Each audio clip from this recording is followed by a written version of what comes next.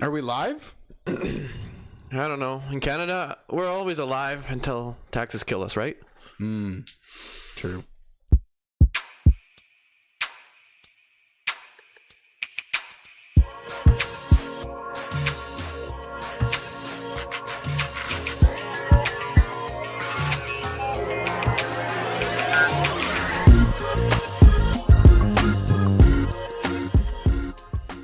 So what happened this weekend, Adam? Anything enjoyable? I went to the lake. And I went there and busted my ankle. Yep, it's true. Yep, it was. I just walked along and then cracked it really good, and that was just how it went. And then we watched him hobble around for a day or so. Yeah, I'm still hobbling a little bit. That's how life is, though. You know, you get older, and nature does damage to you and everything else. Well, Josh didn't check himself, and then he wrecked himself. And you know what? We didn't even have a fire yet with all that junk that we have to burn there, all the tree branches and stuff. Why didn't we do that? Well, you know what? Government regulations, bans, and all that stuff, right? Fires are illegal in Canada now. Are they? Well, at least in the Canadian provinces, because we are burning down. Yes, we are all on fire. Yeah, so we've been dealing with Manitoba, central and northern Manitoba, and now apparently there's threats much further south. Just being on fire and burning down, and there's been smoke all over the place. How close is the closest fire to us here in Manitoba? I don't know. Like Lac du Bonnet was near not too far away. Here is how close is the closest in Manitoba? You mean close to Winnipeg? Close to us here in Manitoba. That's what I'm saying. Oh, close to us. Well, yeah, we're in the south. So the big city, where most of us are in Winnipeg here in Manitoba, and Lac du Bonnet is not even like an hour away, basically. So it's within 100 kilometers, then I would imagine. Yeah, I mean, that was a big fire going on there, and there was a lot of smoke on the road. Did you see it? I did. Driving down the highway near that area. It was everywhere. It was very cloudy. Yeah. Yeah, it's not a good situation at all. There's lots Americans are coming up here helping us. Lots of people are evacuated from northern communities. They are coming to Winnipeg looking for somewhere to stay while they, hopefully things get sorted out. And then hopefully they can go back home.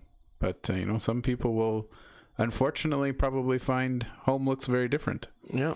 A big paycheck from their insurance, hopefully, so they can build a new one. Yeah, well, insurance rates will go up. Yeah. But this isn't just a Manitoba problem. No? Where else is there fires? I'm only caring about Manitoba and myself. I think I believe that. Yeah. Basically, Western Canada is just burning down. Well, there's no rain. It rained for like 3 seconds today. Saskatchewan, Alberta. I haven't heard too much about BC, but BC is like always on fire, so probably not great there either. But the prairies are on fire, and not in a good way. And the smoke is everywhere, and people are going to lose their homes. And so hopefully things will improve soon. We really need some rain, and not that little sprinkling we got yesterday. Told you, it rained for like 3 seconds today, so that was good enough. Those rain barrels we bought at the lake recently and installed that one, full probably by now. Is that how that works? Yeah, like you get like 3 millimeters of rain, and it's like, that's a lot. You could, acreages of crops could be watered with that. Mm-hmm. Well, anyways. I'll tell you something that's not on fire, Adam. I've been listening to the news. I love the news. You guys wouldn't know. He loves the news.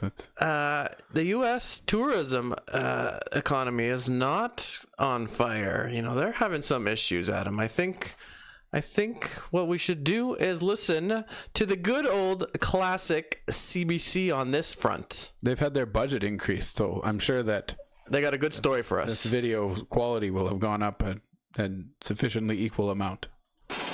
Business is slow at this golf resort in Plattsburgh, New York, about 100 kilometers south of Montreal. Enjoy your day out here. Owner Paul Dane says go golfing. The big problem, it's too smoky, though. Canadian golfers make up about half his business, and many of them are no-shows because they're teed off about U.S. President Donald Trump's tariffs and threats to annex Canada. It would really be a wonderful marriage. They don't like being picked on, and to be honest, I can't really blame them.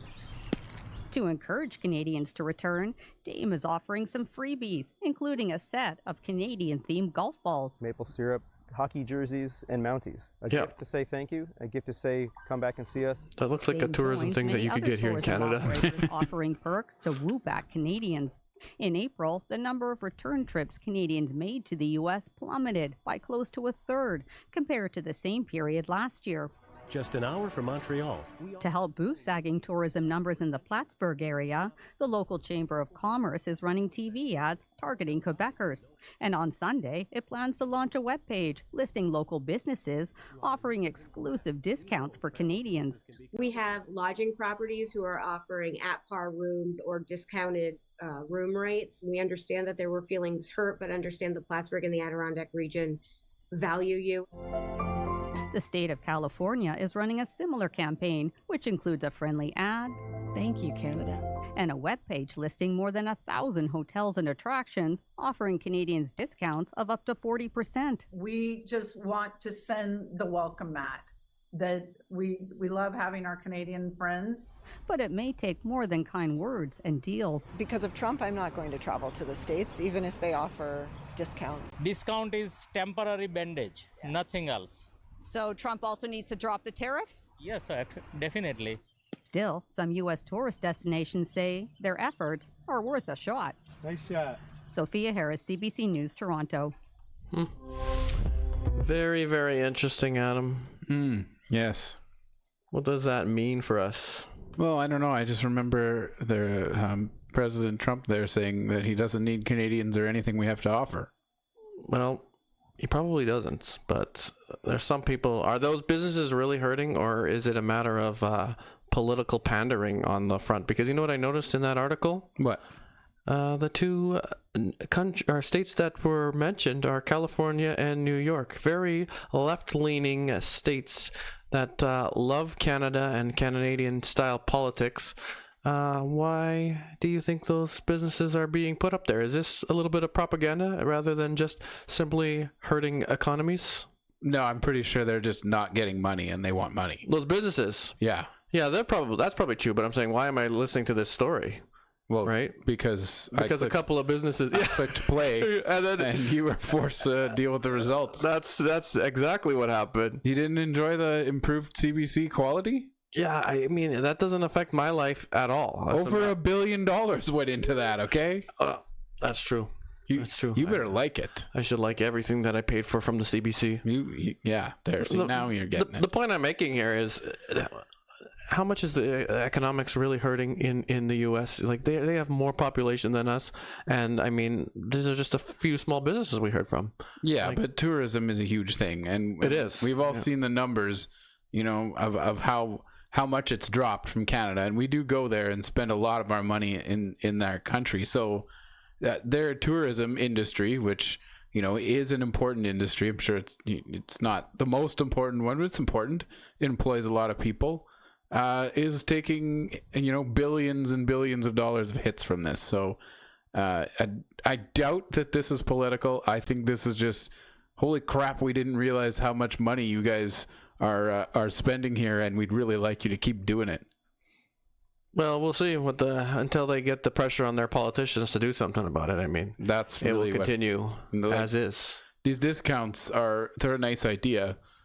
I don't think this is going to do much. It's really, you know, the politicians have to change their game a lot at this point. Actually do some work, not go on vacation like our Canadian politicians that sit for 70-something days. Well, it's a huge crisis, so they need to have the summer off. Yeah. Speaking of that, here's an interesting fact about Canadian politicians. This is the shortest sitting of the House of Commons for like almost 100 years, since like 1937. Did you know that?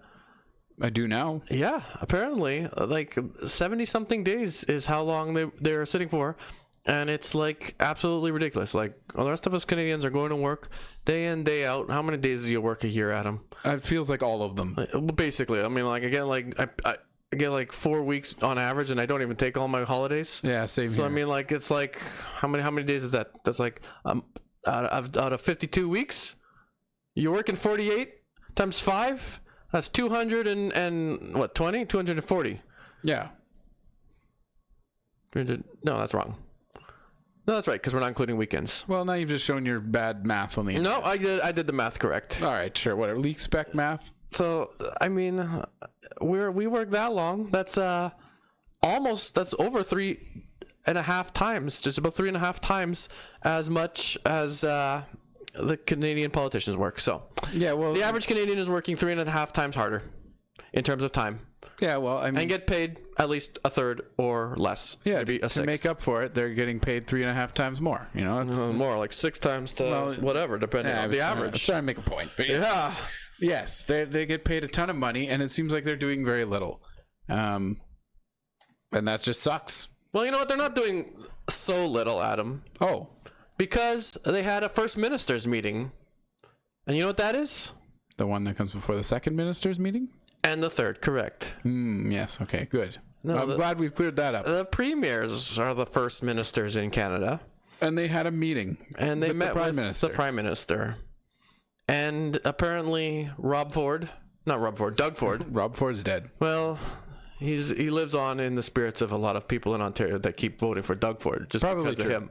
Probably true. The thing here is, he said it was the best meeting in 10 years. Blah, blah, blah. It was a bunch of political hoo-ha right now. Like, I don't know what's going to come of it. They're basically just, they're not even on par with what they want to do in this province. They're talking about nuclear energy and pipelines and stuff, but there's no real plan. You know what? What's her name in Alberta there? Danielle Smith. She basically said she's going to wait and see. If Canada has to buy yet another pipeline, it will prove to Alberta that Canada is basically cooked. We're not able to produce any private enterprises and profit anymore. And I think she might be right. That might be a good takeaway from this first ministers meeting, because there's a bunch of talk about infrastructure, that Canada's what do they call it? A superpower? An energy superpower? Superpower. We will see. And I mean, And they always followed up with the strongest economy in the G7. Like, these two just absolute stupid lines that keep getting fed to us. Yeah. That's the first ministers meeting. A whole lot of nothing, but a whole lot of taxpayer money spent. Well, even Doug Ford, he was, after saying it was like the best meeting in 10 years, then he said, but nothing was actually promised at all. And then he made some Santa Claus reference, and I'm like, okay. Yeah, nothing was promised, but he's So like it's Santa a typical Claus. work meeting then, because that describes. Yeah. Yeah, exactly like a work meeting. Yeah, right? Yeah. Can't ask for productivity from politicians. I don't know. Speaking of politicians, we're moving on to something they actually did. The Conservatives' motion passes. Do you know what that is referring to, Adam? I do. The Conservatives have had this absolutely ludicrous idea, like off the wall, insane idea. I thought that was all their ideas. That, yeah, that's right. They're just a bunch of whack jobs. That the government that wants to spend a whole bunch of our money should provide a budget before, the end of the spring, showing us what they're going to do with it. And so they decided to have a motion while Carney was away at that first ministers meeting. And you'll be shocked to know, Josh, that all of the other parties supported this motion, and it actually passed. I was actually hearing about this on social media, like most of us hear about news these days, except for the boomers who still watch the CBC. Right. The motion passed 166 to 164 with tight race. Yeah, and the thing is, if you know how the election turnout was after when was the election there? April. 169 is the number of seats, or what about 169? That's what the Liberals have. Yeah, they have 170, I think. But nope, they lost one. Did they? They did. I think one recount went against them. Yeah, I was shocked. Exactly. So, when you listen to it on social media, like I was, what you get is a lot of how dumb these Liberals are, because they didn't have all of their members vote. But what you don't know is when you actually vote for policy or legislation, you do what's called pairing. You guys know what that is? There's only one of me here. Yeah. I don't know. Go ahead. Tell me. So when you look at the yays, nays for any vote in the House of Commons, you get the yays first, nays followed by paired. A paired number is actually people who were MPs that were registered to vote, but then what they do is, for some reason, they agree that, and for fairness, I guess, if a conservative and liberal oppose each other, usually, they will pair up and say, we won't vote on this and you won't vote this. And those guys both basically say, okay, certain members are taking a leave, a vacation, a day off, or whatever. So they kind of match their voting. So that's what happened there. So and what's the point of that, Josh? It's a little bit of fairness in the electoral system, because like people have to leave sometimes, and then you say, well, if you don't show up, well, like what if you have an MP that's like having a kid or something, right? And then somebody else just wants to have a day off. You say, okay, we're going to pair votes this time around, so we have a little bit of fairness in the House of Commons. And we know they need days off because of how much they've been sitting, as you mentioned earlier, right? Yeah. I mean, issues do happen, but yeah, you think that they could at least find the time to organize for 70-something days of work in a 365-day calendar year. So what were you getting at? So this pairing happened. Conservatives is what I'm getting at. Conservative talking heads on YouTube's made a big deal about this issue, like Canadians or liberals should have done something like have all of their members showed up, and they could have easily won this, and then we would have never had a chance to see a budget from the Liberal Party. They could have just hid all of the spending. But you know what? That's not how it worked. They were losing, like you were saying. Everybody voted against them. Yeah. So, well, the other thing is, the Liberals this is not a binding motion. Like they can go cool story and then do nothing about it. They're not actually required to produce said budget. Yep. So there's that. That's a thing. That's crazy. And it's a symbolic move. And you know why that's so crazy, Adam? Why? Because there is a bill that is soon to pass. What? A spending bill for nearly $500 billion. So there's no budget, but they want to approve $480 billion of our dollars, paying all that money to spend it on CBC. Which means we have no allocation for the money. Where does the money come from, and where does it go? With a budget. That's what the purpose of a budget. That's why people are getting so excited about this. But the Liberal government is just like, we're going to spend $480 billion, and we just want you to approve all of our spending, despite the fact there's no way for us to legitimately criticize this, especially in terms of the numbers. Do we have a story on this one, Adam? Well, Donna, the spending plan tabled in Parliament this week gives Canadians really the first outline of how the Carney government's finances will be different from the Trudeau government. Different. It'll be much more conservative, Mark right? Carney promised more fiscal discipline, and he plans to spend $486 billion this year. That's about the same as the Trudeau government did last year. With discipline. But even that is too much for the Conservatives. Just like Justin Trudeau, Mark Carney's spending is absolutely out of control. In fact, it's worse. This week's spending plan is certain to change in the fall once it is updated with the $24 billion in new spending commitments the Liberals made during the election campaign. The plan really is a first step, a baseline. I mean, what's another $24 billion, right? The government's lights on. Still, MPs will be asked to vote on it without the benefit of having a budget, which would detail how the government plans to raise the revenue for all this spending. With the economic storm clouds moving That's in, my point. how is it possible not to have a budget this spring? Moreover, MPs will be asked to vote on this spending with few details about it, though the government promises ministers will provide details later. There will be extensive examination with ministers being accountable for those sums in the House of Commons. Hit him in the head with that microphone. More than that has ever occurred in recent memory. Now, MPs will have to vote on this spending plan, and it will be a matter of confidence, although almost no one expects the government to fall when that vote comes sometime in June. That's absolutely insane to me, that you could basically just say, we're forcing the members of Parliament to vote for what we're going to spend, and then later on we'll explain it, Adam. We'll give you the numbers, explain where the money came from, and exactly how it's being allocated everywhere in the country. I'll tell you what, Josh, just give me 10 grand and I'll go out and buy you some stuff you need, all right? Yeah. Just trust me. It'll be something you want, and then, later on I'll tell you about it, and then, you might get something. I mean, at least I know where the money is coming from. Yeah. But in this scenario, they're just going to spend money. We don't know if that's actually money in the coffers from Canadian taxpayers, or if that's borrowing money that they're going to use. Well, we know that some of it will be borrowed. Most of it will be borrowed. It's Liberals. Yeah. I just don't get this. And it's a confidence motion, they're saying. Yeah. This is why if you watch the Elevate podcast, the other Josh there is basically excited because he says the government could fall.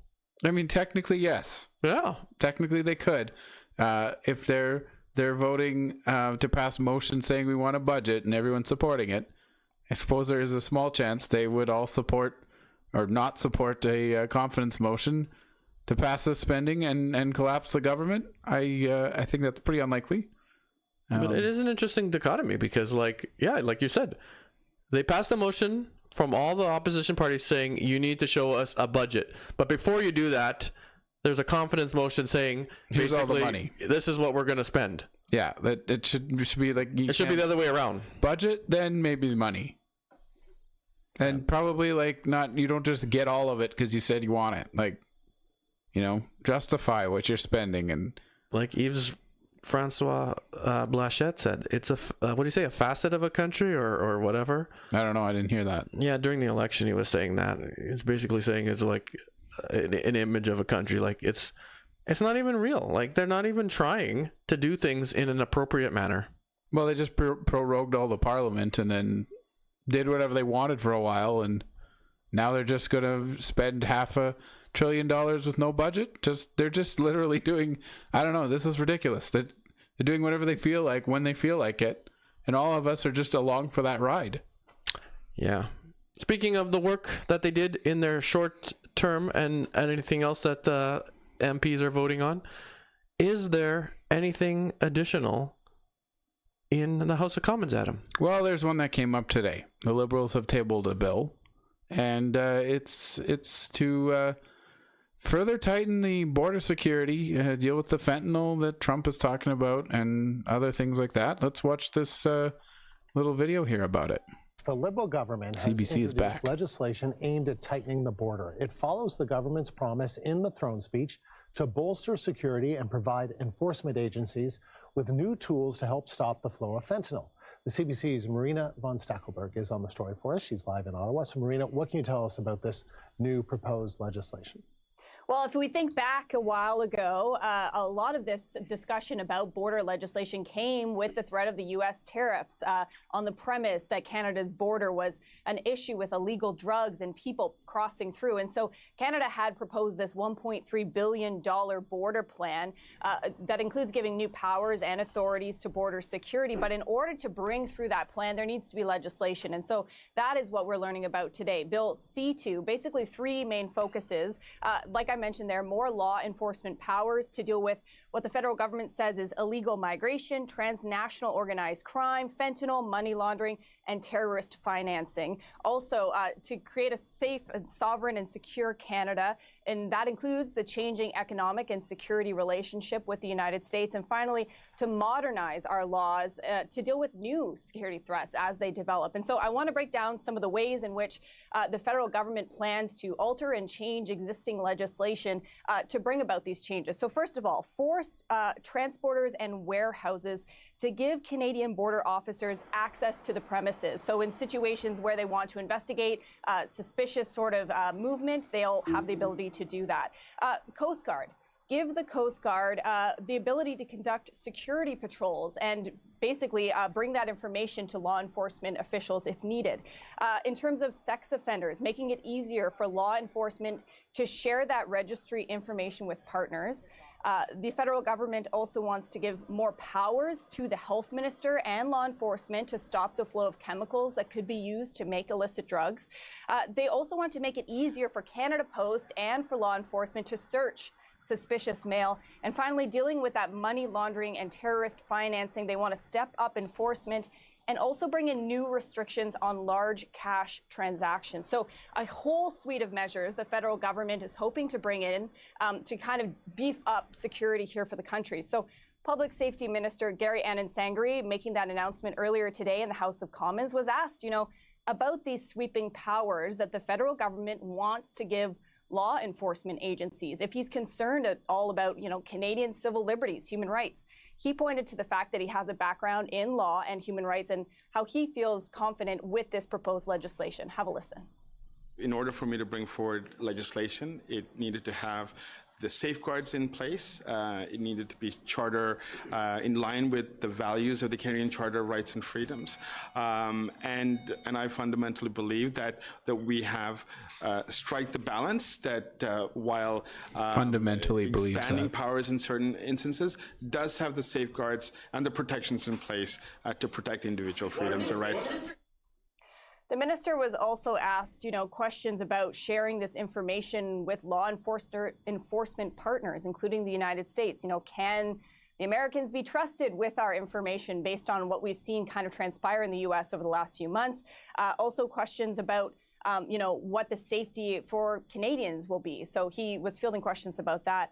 We do know that Canada does plan to share this plan with the U.S. border czar, Tom Homan, later today. But this is also an issue that has been raised domestically in Canada as well. This idea about border issues, about crime. We heard the premiers talk about this. Municipalities have been raising concerns in terms of the issue of stolen vehicles and the issues of bail reform. And so this is something that has been asked for here domestically and something that the federal government says is not just in reaction to the U.S., but because of concerns here in Canada as well. The question will be, passing through this legislation, the Conservatives have said that they would support measures to strengthen the border, but we will have to see how this actually pans out here in Ottawa. Well, Josh, I want to ask you, do you think that this is like a serious bit of legislation from the Liberals? Like, are they actually trying to solve some problems we have here in Canada? Or, are they just promising more things? Your favorite promises, are they just putting on a show here? And this is just going to be another bunch of liberal fluff. Yeah, actually, I would think that my belief is that this is actually some of the meat in the political process that will actually happen. You know why? I don't. Because Donald Trump said so initially with the tariff talk, and they are sharing this information of what they plan to do with the American immigration guy there. What's his name? Tom Homan. Tom Homan, yeah. So I think this is part of the actual negotiations that they've had with the Americans. It's one of the biggest issues they have. And when I'm actually on the Government of Canada's webpage looking through some of what the act proposes, I was trying to criticize that CBC reporter there who said they're going to force factories or whatever and that to share information. I'm not sure where she gets that from, the writing that is on the government website here, because what this basically breaks down to, the bill is proposing amendments to the Oceans Act, amendments to the Sex Offender Information Registry Act, amendments to the Immigration and Refugee Protection Act and the Department of Citizenship and Immigration Act. There's a few on immigration and refugees, because it seems that those are the issues that are basically being updated. It seems like there's one thing in here about allowing a support for basically minors and people who don't understand the immigration process to get assistance. That's one of the amendments they're going to be making within this supposed bill. What was it, C2? C2. So, I mean, reading through the claims here, it actually looks very boring, and seems just like some simple amendments. I don't think it's necessarily targeting anyone's rights per se, but it is going to share a lot more information with basically the Americans and whoever else. But you know, there's something for the Immigration Act. There's several things on the Immigration Act, because they didn't really talk about that here on. Here, I'll read out 3 points that they're talking about. They want the ability to cancel, suspend, or change groups of information documents immediately. So if they're, let's just say, finding out that there's an issue with a group of people coming in, like they're a bunch of terrorists, they could say, actually, no, we have to stop this thing here without going to other legislation specifically. So if there's even something that's more suspicious about something, they can stop immigration immediately to protect our border. You know, Okay. They have paused the acceptance of new applications. So I guess apparently they can't just necessarily pause applications once they're started. They have paused it, or this will allow them to pause it? It will allow them to pause it. Okay. Yeah, and pause or cancel the processing of applicants already in the inventory. So I guess once you're already in the inventory system, you're either accepted or rejected, right? I suppose. So there's a few minor changes. It's nothing significant that I would say. I'm not a legal expert here, but I mean, the fact is this is nothing audacious, you know. I think that this is just a few measures that probably were discussed with what the Americans want to see in reaction to what we're going to do to help patrol the border and make it more secure. And these are basically just the points. Like, I think. And what do you think about them? I don't think necessarily we're going to be violating anybody's rights. Like, if you're coming into this country, we're concerned about the Canadians that are already here. And they're the priority before we allow immigrants into the country, you know?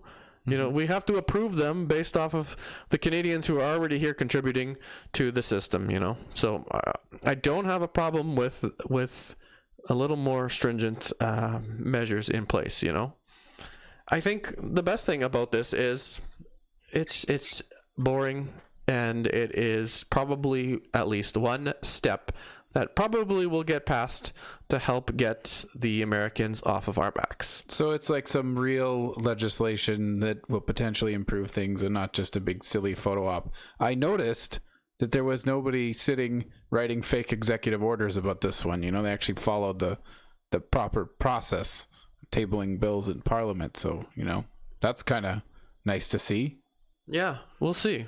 I mean, is it scheduled for a vote? I don't know. I'm only on the House of Commons website here basically telling you what has been voted on already. It's probably going to be voted on. They haven't. They just tabled it today. So yeah, exactly. They'll have to debate and whatnot. So. Yep, exactly. And then they'll vote on it. And the Conservatives will probably help to pass this. I mean, they don't need much help to pass this. So it'll probably be passed. Maybe with some amendments the Conservatives will put in place. I don't really know. But hopefully they'll ask for some fiscal responsibility in the bill before they promise all of this without actually having a budget. The bill costs $480 billion. Which one? The spending bill? This one. This is a liberal border security bill. Just give us all the $480 billion for this border and don't worry about it. Yeah, they're going to sleight of hand, right? Yeah. Slide the other bill in there. Yeah, boom. What are your thoughts, Adam, on this process in the new election with Mark Carney, then the new government with Mark Carney finally sitting in the House of Commons? My thoughts are these goofballs need to present a budget and let us see what they're going to do. And this bill for strengthening the borders, I don't have any immediate objection to it. So it seems like they're actually maybe getting a little bit of something done. So that's good. But seriously, give us a budget. I agree, Adam. Stop taking our money. I agree. Show us where the money is actually coming from and being spent so Canadians can actually get some justification as to why we should keep these Liberals in power when really they are not even operating like the common businesses and households that we have here in Canada. Yeah. I'm asking for that responsibility too. I hope the rest of you guys are. There you go. Josh wants responsibility from the government. Thanks for watching, guys. Yeah, thanks for watching. Have a good week.